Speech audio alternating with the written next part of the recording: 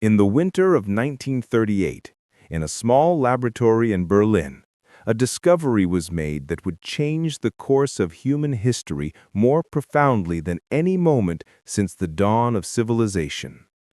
It began with Otto Hahn and Fritz Strassmann, two German chemists working quietly in the Kaiser Wilhelm Institute, bombarding uranium atoms with neutrons.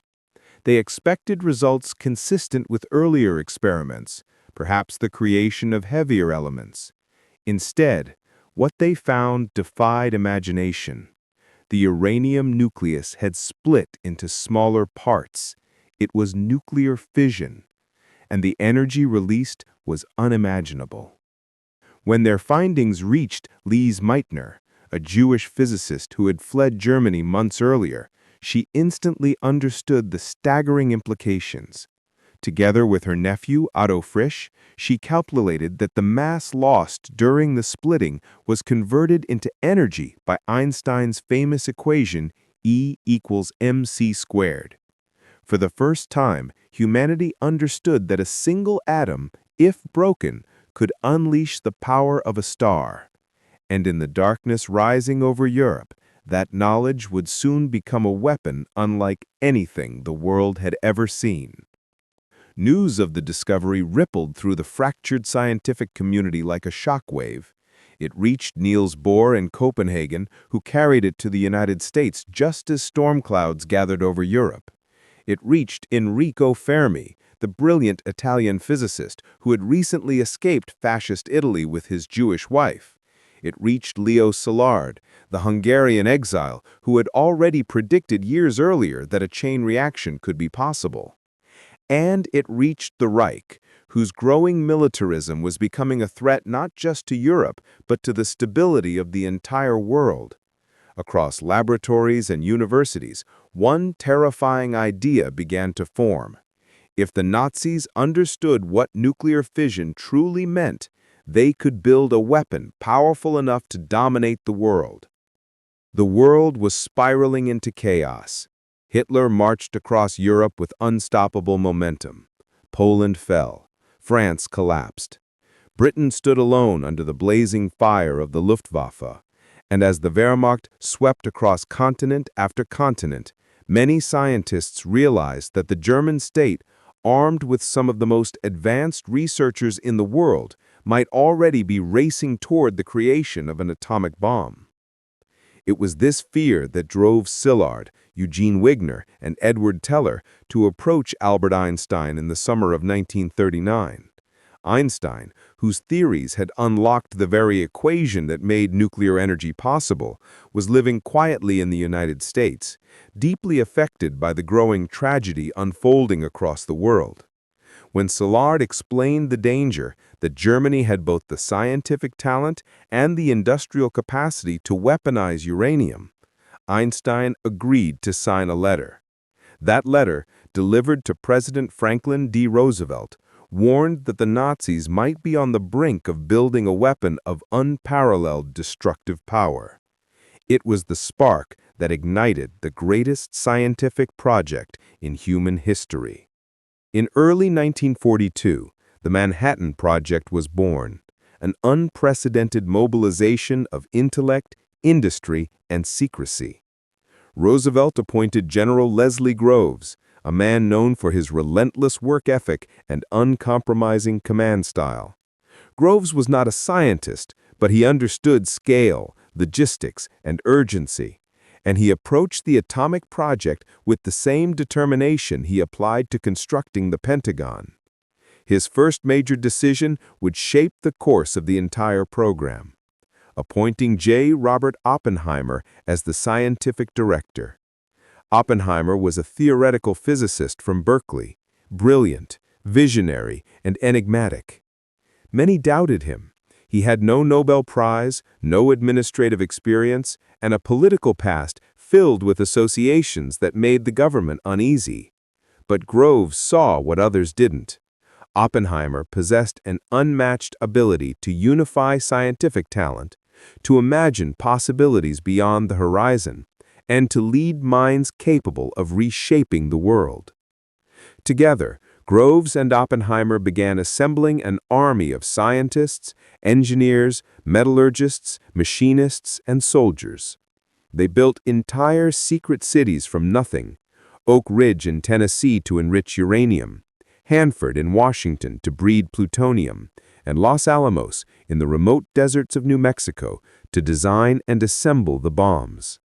Thousands lived behind barbed wire, under strict secrecy, unaware of what they were contributing to, only knowing that it was critical to the war effort.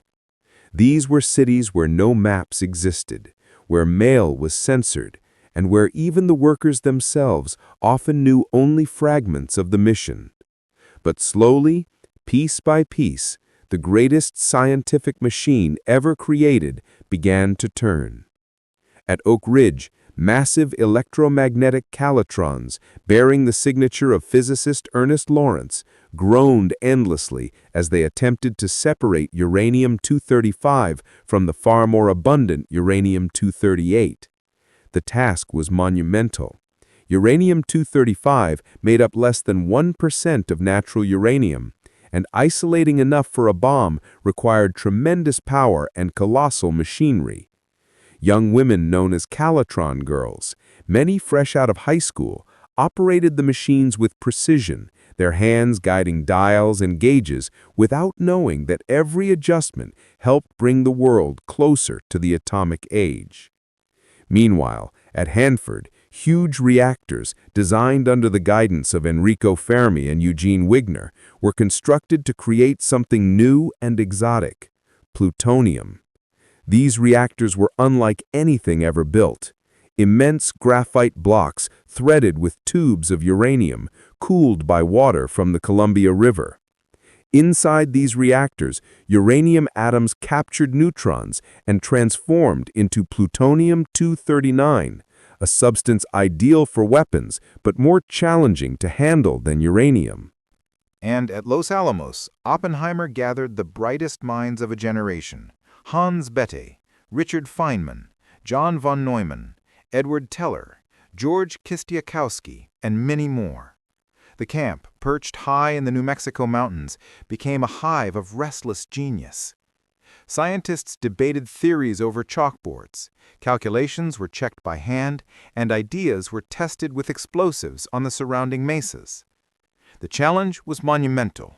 The uranium bomb, later known as Little Boy, was conceptually simple, a gun-type design that fired one piece of U-235 into another to create a chain reaction. But the plutonium bomb, Fat Man, was a different beast entirely. Plutonium's properties made the gun method impossible. It would require an unprecedented design: implosion, a perfectly symmetrical inward collapse using high explosives to compress a plutonium core to supercritical density.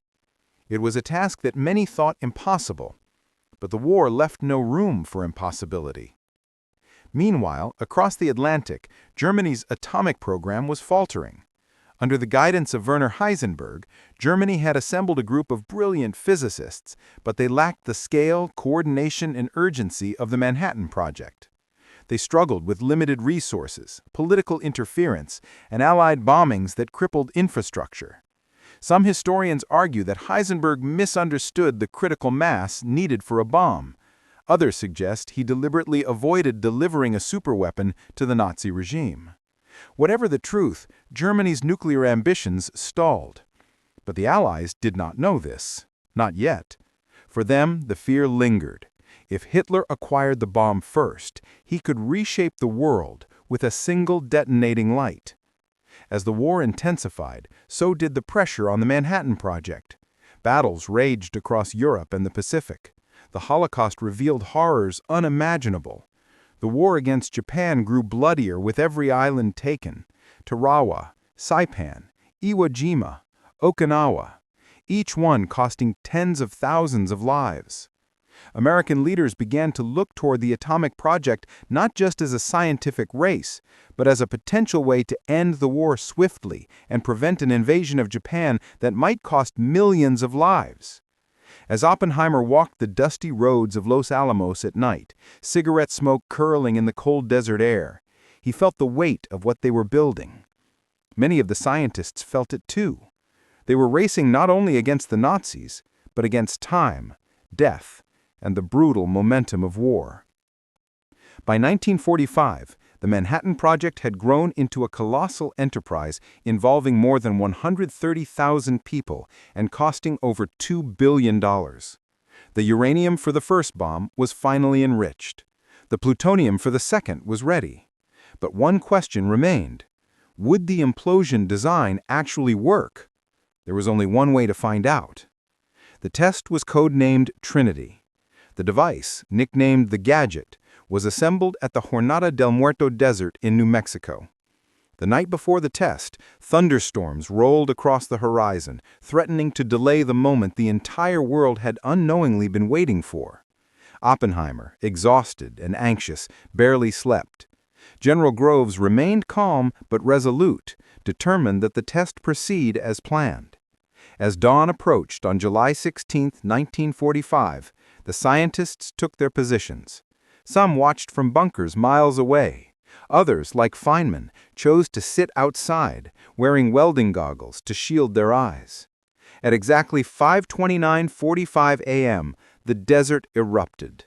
A blinding flash lit the sky, brighter than anything human eyes had ever witnessed. For a moment, the very sand beneath the tower turned to glass. A massive fireball ballooned upward, forming the now iconic mushroom cloud that rose miles high. Shockwaves rippled across the desert, rattling windows 100 miles away. The light turned the night into day. Oppenheimer later said that in that moment, words from the Bhagavad Gita came to him. "Now I am become death, the destroyer of worlds." The atomic age had begun. Far away in Germany, the war had already ended. Hitler was dead. The Nazi regime collapsed. But in the Pacific, Japan continued to fight with fierce determination. The Battle of Okinawa had taken over 200,000 lives. The Japanese military government refused to surrender, insisting on conditions deemed unacceptable by the Allies. American planners prepared for Operation Downfall, the invasion of the Japanese home islands. Estimates predicted catastrophic casualties, up to 1 million Allied soldiers and millions of Japanese civilians. President Truman, who had taken office after Roosevelt's death, was briefed on the Manhattan Project shortly after assuming office. Now, he faced the most consequential decision any leader had ever confronted: whether to use this new weapon of unimaginable power. On August 6, 1945, the world witnessed the atomic bomb not as a test, but as a weapon. A B-29 bomber named Enola Gay, commanded by Colonel Paul Tibbets, took off from Tinian Island. In its hold was Little Boy, the uranium bomb that had taken years to build. At 8:15 a.m., the bomb fell over the Japanese city of Hiroshima. 43 seconds later, it detonated. A sphere of fire engulfed the city. Tens of thousands died instantly. Buildings disintegrated. Shadows were burned into walls. A city vanished in a single terrible moment. 3 days later, on August 9th, a second bomb, Fat Man, was dropped on Nagasaki after weather obscured the primary target. Again, unimaginable destruction. Again, tens of thousands killed. The shock was overwhelming. 6 days later, Japan surrendered. World War II, the deadliest conflict in human history, was over. But victory came with a price, not just in lives lost, but in the shadow the atomic bomb would cast over the future. The scientists who created the bomb were hailed as heroes, yet many struggled with what they had unleashed. Oppenheimer became a symbol of moral conflict, advocating for international control of nuclear weapons. Groves, the architect of the project, defended its necessity. Nations watched in awe and fear as the United States emerged from the war as the first and only nuclear power. But that monopoly would not last. The Soviet Union would soon develop its own bomb. The nuclear arms race would begin. A race born from the discovery in a German laboratory, forged in the deserts of New Mexico, and tested in the cities of Japan. The race to build the atomic bomb was not merely a scientific competition. It was a collision of fear, ambition, genius, and desperation. It was the story of refugees fleeing tyranny, of soldiers fighting across continents, of leaders making impossible decisions.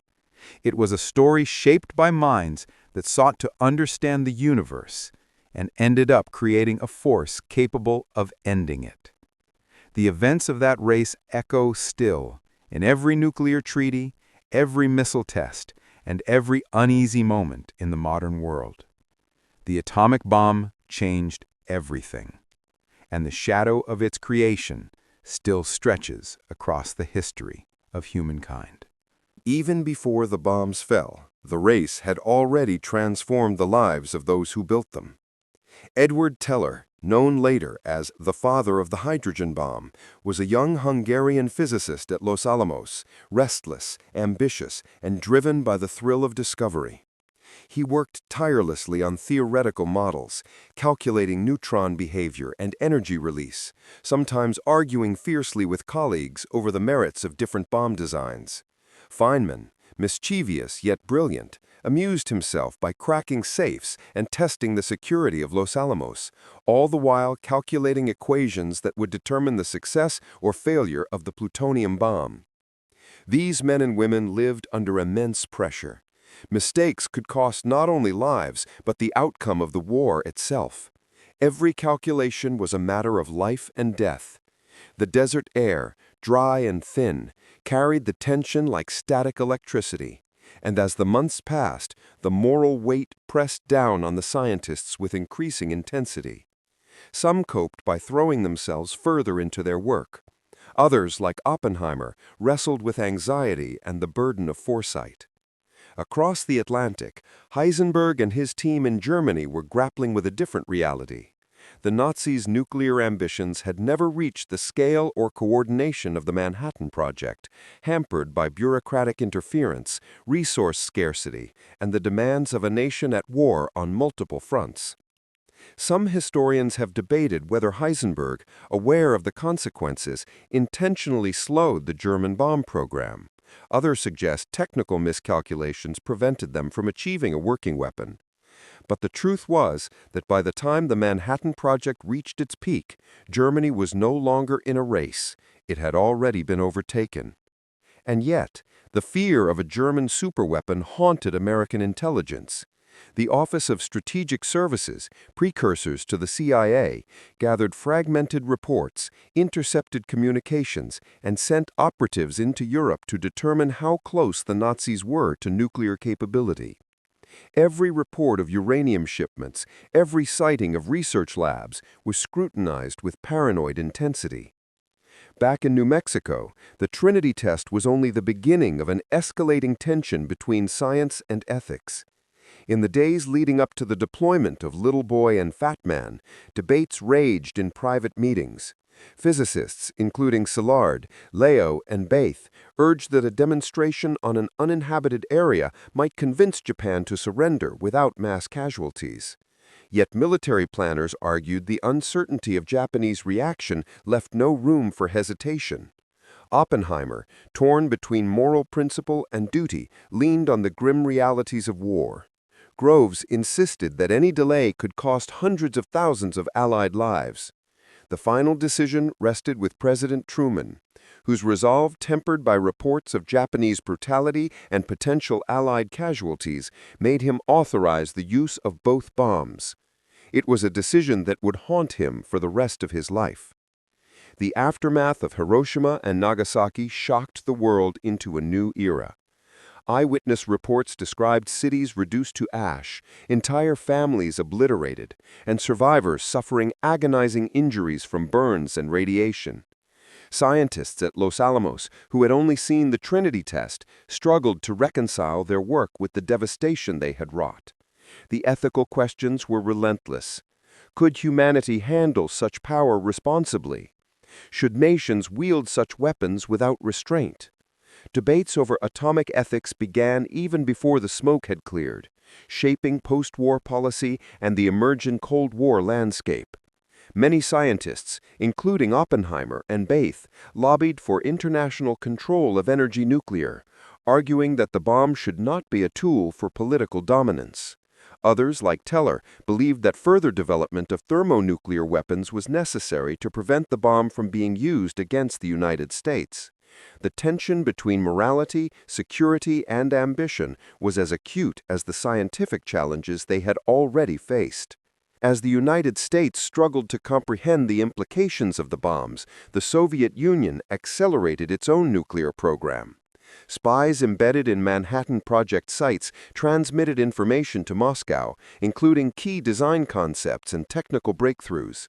The USSR, under Stalin, understood that nuclear capability would be the ultimate guarantor of national security and global influence. By 1949, the Soviets detonated their first atomic bomb, forever ending the American monopoly and signaling the beginning of a tense nuclear standoff that would define the second half of the 20th century. The Manhattan Project, which had begun as a desperate race to beat Hitler, had now inadvertently set the stage for a global competition far more perilous, the Cold War. The human stories behind the atomic bomb were as varied as they were profound. Klaus Fuchs, a German-born physicist working at Los Alamos, betrayed the Manhattan Project by passing secrets to the Soviet Union, motivated by ideological convictions. David Greenglass, a machinist at Los Alamos, also contributed information to the Soviets, unknowingly shaping the course of history. Meanwhile, countless technicians, laborers, and military personnel, often anonymous, labored day and night to assemble the bomb's components, oblivious to the ultimate consequences of their work. Women played pivotal roles, from the Calutron girls in Oak Ridge to secretaries who coordinated critical communications, their contributions often overlooked in historical accounts, but essential to the project's success. Each individual, in their own way, had become part of a machine that reshaped civilization. The atomic bomb also profoundly altered military strategy. The use of nuclear weapons demonstrated that traditional warfare could no longer exist without the specter of annihilation. Battleships, tanks, and infantry became secondary to the power of an unseen, omnipresent force capable of destroying cities in moments. The United States emerged as the first global superpower, yet the very tool that had granted victory also planted seeds of fear that would dominate international relations for decades. The world had entered a new epoch, one in which human ingenuity had unlocked the forces of the atom, and the line between scientific discovery and ultimate destruction had been irrevocably blurred. The Manhattan Project itself became a model for scientific and industrial mobilization, a blueprint for future technological initiatives. Its legacy extended beyond military applications. Nuclear energy, medical isotopes, and particle physics research all trace their roots to the intense, focused effort of the project. But its most enduring mark remained moral and political. The realization that humans could wield the power of gods, and the responsibility that power demanded. Discussions at post-war conferences, including the Barak Plan, debated whether international oversight could prevent a nuclear catastrophe. But national interests and mistrust among emerging superpowers quickly foiled these efforts. The atomic bomb had irrevocably altered diplomacy, warfare, and human perception of technological power. In the decades that followed, the atomic narrative continued to unfold. Oppenheimer became a symbol of moral ambiguity and the burden of knowledge, publicly reflecting on the consequences of his work while facing political scrutiny during the Red Scare. Teller would continue to push for more powerful thermonuclear weapons, shaping the Cold War arms race. Veterans of the Manhattan Project carried their experiences quietly, many grappling with pride, guilt, or unresolved ethical dilemmas. Across the globe, nations grappled with the implications of nuclear weapons, balancing deterrence against the risk of annihilation. Hiroshima and Nagasaki became eternal reminders of what humanity was capable of, while the Trinity test site remained a silent monument to ambition, genius, and the capacity for destruction. The story of the atomic bomb is ultimately a story of extremes. It is a tale of brilliance and terror, of refugees and generals, of scientists and civilians caught in the whirlwind of global conflict. It is a narrative defined by risk, moral complexity, and the interplay between fear and innovation. From the small laboratories in Berlin to the desert mesas of New Mexico, from the war-torn cities of Europe to the Japanese cities of Hiroshima and Nagasaki, every step of the journey carried consequences that no one could have fully anticipated. The race to build the atomic bomb was not merely a chapter in World War II. It was the opening act of the nuclear era, a period in which human beings finally acquired the power to destroy themselves, and the world would never be the same again. The scientists at Los Alamos often worked in isolation, yet the pressure was inescapable. Each morning, the desert would awaken with the distant hum of machinery, and each night the sky would glow with the heat of untested explosives. Oppenheimer's office became the nerve center of this immense operation, a place where equations lined chalkboards floor to ceiling and where meetings could last for hours, debating minute details that could determine the success or failure of the bomb. Hans Bethe, head of the theoretical division, labored tirelessly calculating neutron multiplication and critical mass, often staying in the lab for 20-hour days. Richard Feynman, young and irreverent, delighted in solving problems others deemed impossible, scribbling on notepads while simultaneously teaching himself safe-cracking tricks just for amusement. Edward Teller's focus on the hydrogen bomb, a weapon even more powerful than anything they were creating, often put him at odds with his colleagues, who worried about the moral and geopolitical consequences. Despite their differences, the shared knowledge that the world's fate rested in their hands united them in ways that transcended ordinary collegiality. They were building history, and they knew it. Los Alamos was more than a laboratory. It was a pressure cooker of intellect, ambition, fear, and secrecy. Security was absolute. Mail was censored, movement was restricted, and the scientists were under constant surveillance. Even so, gossip and rumors spread. Many wondered about the scale of the work in other secret cities, Oak Ridge and Hanford, and the enormity of their contributions to the project. The women working at Oak Ridge, many only in their late teens or early 20s, performed intricate operations on the Calyatrans, adjusting massive electromagnetic machinery with precision that required absolute concentration. Few could imagine that the material they processed would one day annihilate an entire city. At Hanford, the enormous reactors, designed to breed plutonium, hummed day and night, each one a monument to human ingenuity and engineering audacity. Eugene Wigner oversaw the development of reactor designs, navigating the precarious balance between scientific theory and practical execution. Enrico Fermi, a Nobel laureate and master of controlled nuclear reactions, supervised experiments with unerring attention to detail, aware that even a small miscalculation could have catastrophic consequences. Together, these disparate figures created a network of human effort unprecedented in history. While the Manhattan Project pushed forward with relentless momentum, intelligence operations and espionage added a shadowy layer of tension. Klaus Fuchs, a brilliant physicist of German descent, walked a perilous line as a Soviet spy within Los Alamos. His transmissions of critical design details to Moscow would ensure the Soviet Union could develop its own bomb far sooner than anticipated. David Greenglass and his wife, though initially minor players, contributed information that would become pivotal in the Soviet nuclear program. These betrayals illustrated the moral ambiguity and global stakes surrounding the Manhattan Project. Every equation, every metallurgical test, every shipment of enriched uranium was part of a vast chessboard where the future of nations hung in the balance. For Groves, the stakes were simple: succeed or risk the Axis powers gaining a weapon of unparalleled power. For the scientists, the stakes were personal, ethical, and existential. Could humanity survive its own ingenuity? The decision to drop the bombs on Japan was preceded by intense debate and analysis.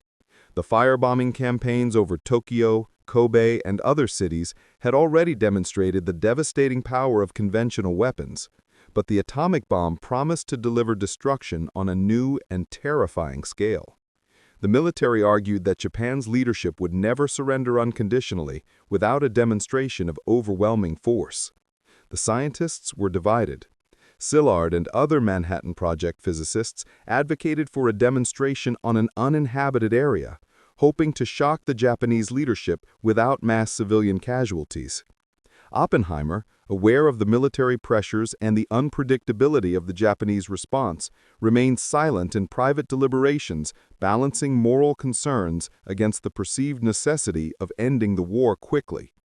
For Truman, the choice was framed in stark, pragmatic terms: use the bomb or risk a full-scale invasion with unimaginable casualties. On August 6, 1945, that decision manifested in a single bomb, Little Boy, dropped over Hiroshima. The city was obliterated within seconds, tens of thousands killed instantly, tens of thousands more to die in agonizing pain from burns and radiation. 3 days later, Nagasaki suffered a similar fate. The speed and scale of destruction was unlike anything the world had ever known. The immediate consequences were both horrific and transformative. Survivors, later called hibakusha, described shadows burned into the streets, entire families vaporized, and firestorms that devoured whole neighborhoods. Physicians and scientists struggled to understand the effects of radiation exposure, witnessing phenomena that had never been recorded. Globally, the reaction was a mixture of awe, horror, and disbelief. The United States had not only ended World War II in the Pacific, but had demonstrated the power to alter the geopolitical balance forever. In the years that followed, Hiroshima and Nagasaki became symbols of both victory and profound moral reckoning. For many Manhattan Project scientists, the ethical implications of their work haunted them, igniting lifelong debates about responsibility, morality, and the human cost of scientific discovery. The Cold War emerged almost immediately after the war's conclusion. The Soviet Union, aware of the secrets transmitted by spies like Klaus Fuchs, accelerated its own nuclear program. By 1949, the USSR successfully tested its first atomic bomb, ending the U.S. monopoly and ushering in an era of nuclear brinkmanship that would dominate global politics for decades. The arms race intensified, with each side striving for larger arsenals, more sophisticated delivery systems, and the terrifying possibility of mutually assured destruction. The Manhattan Project, initially conceived as a wartime necessity, inadvertently created a world where humanity could end itself with a single decision. Political leaders, scientists, and the general public alike came to grips with the notion that science and ethics were now inseparably intertwined. The personal stories of those involved in the Manhattan Project reveal a tapestry of ambition, courage, and moral conflict.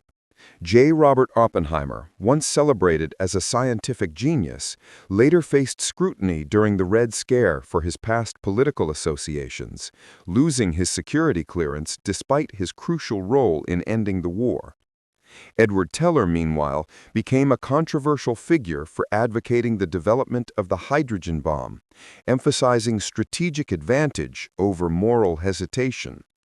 Richard Feynman, who survived the intense intellectual pressure with his characteristic humor and curiosity, later recounted stories of coded messages, mathematical conundrums, and even playful pranks within the secret city, painting a humanizing picture of genius under stress. Hans Bethe continued to grapple with the ethical consequences of his work, becoming a vocal advocate for nuclear disarmament in later decades. Each figure embodied the complexity of the project, brilliant, flawed, driven by necessity, yet burdened by moral uncertainty. The Manhattan Project also catalyzed scientific innovation at an unprecedented scale. Nuclear physics, materials science, engineering, and computational techniques advanced at a pace never before seen. Oak Ridge's calutrons became a marvel of precision engineering. Hanford's reactors pushed the boundaries of nuclear chemistry. Los Alamos became a proving ground for high-level theoretical physics and explosives engineering. These innovations had ramifications far beyond military applications. Nuclear medicine, energy production, and particle physics research all benefited from technologies developed during the Manhattan Project. Yet these achievements were inseparable from the human cost: lives lost in construction accidents, exposure to radiation, and the moral weight carried by those who had built the bombs. As decades passed, the shadow of the Manhattan Project lingered. Hiroshima and Nagasaki remained haunting symbols of human destructiveness. Survivors testified about the unimaginable suffering caused by radiation and fire, preserving the memory of the event for future generations. The Cold War ensured that the knowledge of nuclear weapons would remain central to global security discussions, driving treaties such as the Non-Proliferation Treaty and ongoing efforts to prevent the spread of nuclear technology to rogue states. The Manhattan Project had transformed science, warfare, and geopolitics, yet it also forced humanity to confront its own capacity for destruction. The story of the atomic bomb is ultimately one of extremes: genius and terror, courage and moral ambiguity, scientific brilliance and human tragedy. From the laboratories of Berlin to the deserts of New Mexico, from the skies over Hiroshima to the halls of post-war diplomacy, the race to build the bomb reshaped the modern world. It demonstrated both the heights of human ingenuity and the depths of human destructiveness. It revealed that science was not neutral. It was inextricably tied to the values, fears, and ambitions of those who wielded it. And it left an enduring question that remains with humanity to this day. When we possess the power to destroy worlds, can we ever wield it responsibly? The scientists of Los Alamos worked in an atmosphere of tension and isolation that would be unimaginable in peacetime. Supplies arrived under strict supervision, and schedules were relentless. Each experiment, each calculation, each assembly of a bomb component was a delicate dance with physics, chemistry, and fate itself. The implosion design of the plutonium bomb was particularly nerve-wracking. Unlike the simpler gun-type uranium bomb, plutonium's spontaneous neutron emission made a conventional detonation impossible. Oppenheimer, Bethe, and their teams devised a solution that required precision explosives arranged with millimeter accuracy around the plutonium core, detonated simultaneously to compress the core symmetrically. For weeks, they ran tests using inert materials, measuring shock waves and timing, refining every detail. Even the smallest misalignment could result in a fizzle, wasting months of effort and resources. The stakes were terrifyingly clear. Success would change the world. Failure could prolong a war that was already claiming millions of lives. Amid these scientific pressures, human drama unfolded daily. Feynman, irrepressible and brilliant, often became the center of attention for his practical jokes and unorthodox thinking. Yet beneath the humor lay intense focus. He calculated neutron cross-sections and criticality problems that were essential to ensuring the plutonium bomb would detonate as planned. Edward Teller, ever the visionary, argued passionately for more ambitious designs, insisting that the thermonuclear bomb, the hydrogen bomb, was inevitable and that America must take the lead. Other scientists, including Szilard, worried deeply about the ethical consequences, sometimes writing memos and petitions urging restraint or alternative demonstrations. Tensions occasionally erupted into heated debates. Scientists argued over design, ethics, and strategy. their intellects colliding as fiercely as any military confrontation. But through this crucible of urgency and moral uncertainty, the Manhattan Project advanced toward its historic goals. Meanwhile, the world outside the secret cities was changing rapidly. In Europe, Nazi Germany had already fallen by May 1945, but the war in the Pacific continued with ferocity. Okinawa and Iwo Jima had demonstrated the willingness of Japanese forces to fight to the last man, and conventional bombing campaigns had failed to compel surrender.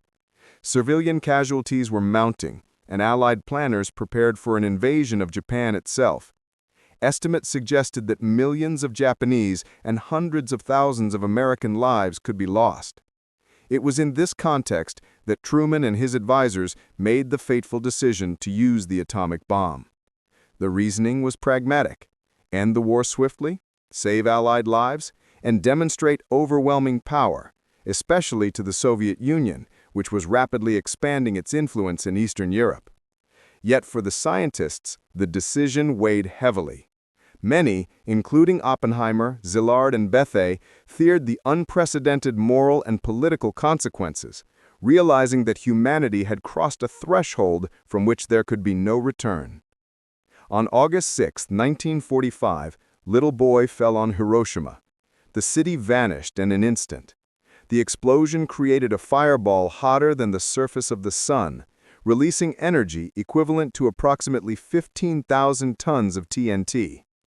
Tens of thousands perished immediately. Tens of thousands more succumbed to burns, radiation sickness, and injuries in the following weeks. 3 days later, Fat Man detonated over Nagasaki, annihilating another city in a similarly terrifying display of human ingenuity turned toward destruction. The speed and scale of devastation shocked the world. Millions of people were displaced, and survivors faced long-term health consequences from radiation exposure. Hiroshima and Nagasaki became symbols of both victory and profound human suffering, stark reminders of the moral cost of scientific achievement. The immediate aftermath extended far beyond Japan. The Manhattan Project scientists began grappling with the implications of their work. Oppenheimer famously reflected that the Trinity test had made him feel like death, the destroyer of worlds. Many scientists petitioned for international control of nuclear weapons, arguing that no nation should hold the power to obliterate cities at will. Others, like Teller, emphasized that technological advancement could not be halted, and that the United States must maintain superiority to prevent future threats. Groves, meanwhile, defended the project's results and the military necessity of their application. This divergence of perspectives among those who had created the bomb highlighted a central truth. The atomic bomb had irrevocably altered humanity's relationship with technology, power, and morality. Globally, the implications were immediate and profound. The Soviet Union, having acquired critical information through espionage, accelerated its own program and detonated its first bomb by 1949, ending the U.S. monopoly. The Cold War ensued, defined by decades of nuclear brinksmanship, proxy wars, and the looming threat of mutual destruction. The atomic bomb fundamentally transformed military strategy. Conventional forces became secondary to nuclear capability, and deterrence replaced direct confrontation. The United States emerged as the world's first nuclear superpower, yet even its leaders understood the fragility of this advantage. The concept of mutually assured destruction, or MAD, became a cornerstone of global policy, ensuring that nuclear weapons would both prevent and threaten war in equal measure. The Manhattan Project, though conceived as a solution to a specific wartime threat, had created a permanent and destabilizing force in international relations. The human stories behind the Manhattan Project continued to unfold in the post-war era. Oppenheimer became a public figure, a symbol of both scientific genius and moral ambivalence. He advocated for international oversight of nuclear weapons, testified before Congress, and later faced a security hearing during the Red Scare, stripping him of his clearance despite his vital contributions to ending the war. Edward Teller pushed relentlessly for the hydrogen bomb, influencing American nuclear strategy for decades and creating tension with colleagues who worried about escalating the arms race. Richard Feynman, ever curious and irreverent, documented his experiences with wit and insight, revealing both the technical brilliance and human eccentricities of Los Alamos. Hans Bethe, Szilard, and others became vocal proponents of arms control and nuclear responsibility. Their stories illustrate a central paradox. They were celebrated for ending a war, yet haunted by the moral consequences of their success. The Manhattan Project also transformed science itself. Nuclear physics, computational methods, materials science, and engineering all advanced at unprecedented speed. Oak Ridge became a hub of industrial-scale isotope separation. Hanford pioneered reactor design and plutonium production. Los Alamos combined theoretical physics with practical engineering in ways never before attempted. These advances enabled medical isotopes, nuclear power, and particle physics breakthroughs, but always alongside the sobering awareness that the same knowledge could obliterate entire populations. In many ways, the Manhattan Project demonstrated both the heights of human ingenuity and the potential for catastrophic misuse, a duality that continues to define scientific ethics. In the decades following World War II, the legacy of the atomic bomb shaped politics, culture, and society. Hiroshima and Nagasaki survivors became tireless advocates for peace and nuclear disarmament, ensuring that the human cost of nuclear war remained visible. The Cold War maintained global tension, with nuclear arsenals growing exponentially in the 1950s and 1960s. Nations debated treaties, verification mechanisms, and the morality of nuclear deterrence. Education, literature, film, and art reflected the pervasive fear and fascination with nuclear power, from Hiroshima Diaries to films like Dr. Strangelove. The Manhattan Project's shadow extended far beyond the desert mesas of New Mexico. It had fundamentally altered the global consciousness and redefined the relationship between human ambition and responsibility. The race to build the atomic bomb was, in essence, a story of extremes. It was a story of unparalleled scientific achievement, of courage under pressure, and the terrifying consequences of unleashing forces beyond comprehension. It was a collision of intellect, morality, fear, and ambition, where every calculation, every decision, and every action carried immense weight. From Berlin to New Mexico, from the skies above Japan to the corridors of post-war diplomacy, the events of the Manhattan Project reshaped human history. It revealed both the potential for greatness and the capacity for destruction within humanity, a duality that continues to define our relationship with technology and power. The atomic bomb marked the beginning of the nuclear age, and with it, a new era in which humanity had learned to harness the energy of the atom, and with it, the ability to destroy itself.